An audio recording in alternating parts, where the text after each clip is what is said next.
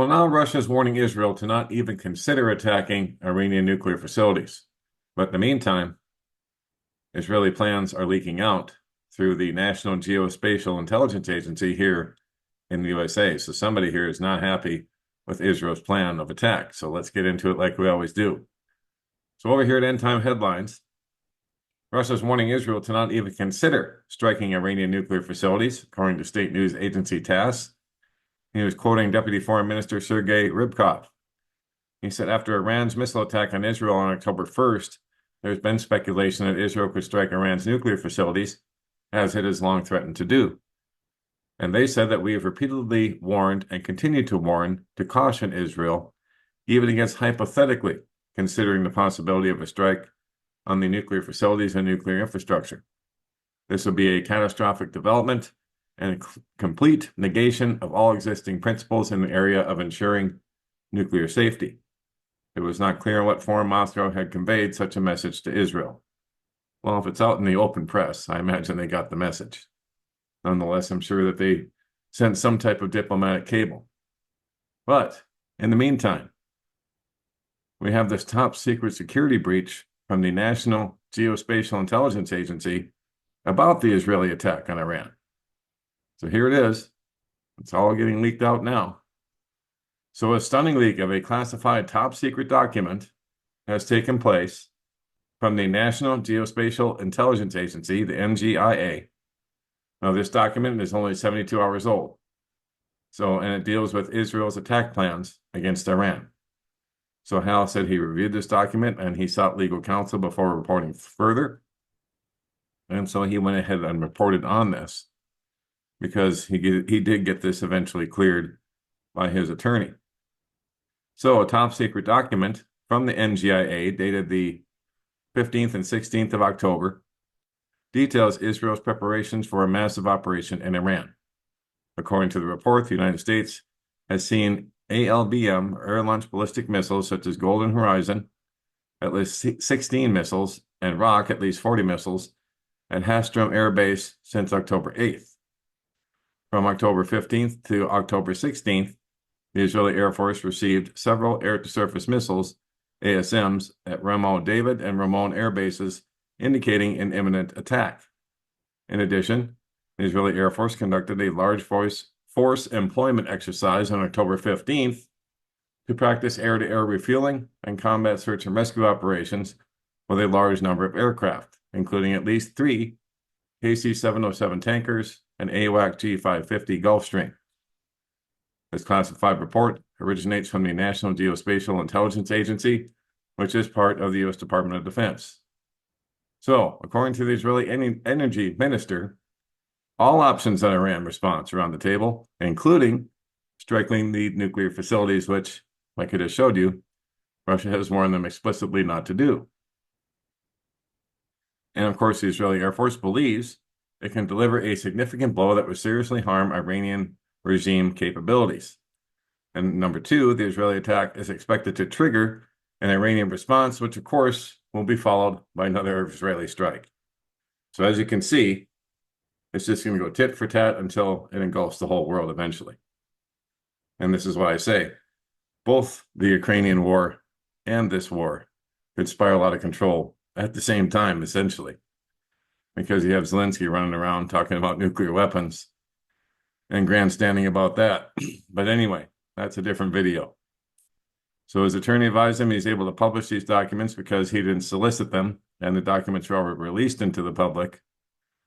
So he said, call me gun shy, but I know firsthand how the government can take something that's perfectly lawful and turn it into a crime and then throw you in prison for it. Yeah, they like to do that. So as such, he's now embedding into the website the original source from where he gained access, which is here. And like Hal says, clearly, this leak was not by accident. The only time something like this happens is when there is severe disagreement within the intel community itself as to the propriety or the wisdom of what's being done because of the much larger blowback expected by what's being talked about. In this case, the blowback is literal World War III. Yeah, Armageddon.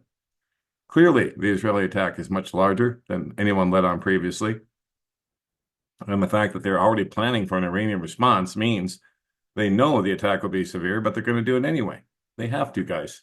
Like I said this morning, when I put this video up on YouTube from Alexander Duggan about Israel's apocalyptic foreign policy. Netanyahu is not driven by rational geopolitical analysis, but rather by these messianic fantasies of creating greater Israel and rebuilding the third temple of Jerusalem. They've already got plans for when Iran retaliates, when they really retaliate, that they're going to blow up the Dome of the Rock to make way for their so-called third temple, which is already built underground. But anyway, the temple of hewn stone. But the point is, they're going to go through all this anyway, because they want to bring about the return of their Messiah. That's their messianic fantasy that Alexander Duggan's talking about in this video. But I digress. So for the U.S. intel guys who weigh in that Russia, China, and North Korea have pledged to step in, it means the start of World War III. Yeah, like I said many times, once the nukes start flying, and once this Iran-Israel thing really kicks off in earnest, it's all going to start going. All around the world. And don't forget about Pakistan and India. They're nuclear powers too, and they're going to shoot at each other as well. Everybody's going to want to play the game. So the leak is severe because the blowback will be severe, even existential. We're in the end game, folks. Yeah, it's called Armageddon, worldwide and local, as Leland Jones talked about in his latest video and posting that I shared at don'tspeaknews.com here a little while ago. USA and Israel, two sisters and the 10 kings. So if you want to know what's going on from a biblical prophecy perspective, take a look at this video. I'll put the link up like I always do. Now, back to the matter at hand. So we're in the end game, folks. And like Hal says, get prepped, food, water, medicine, generator, spare fuel, flashlights for each family member. Don't forget batteries for those flashlights and radios, first aid kits, fill up all the vehicles. Make sure you got some cash on hand in case the grid goes down, which it probably will almost right away after the attack begins. And get right with God. Prayed up first, prepped up second. You can't prep for every scenario. Ask the poor folks in North Carolina. I put this post up about a little bit ago. 10,000 body bags were not enough.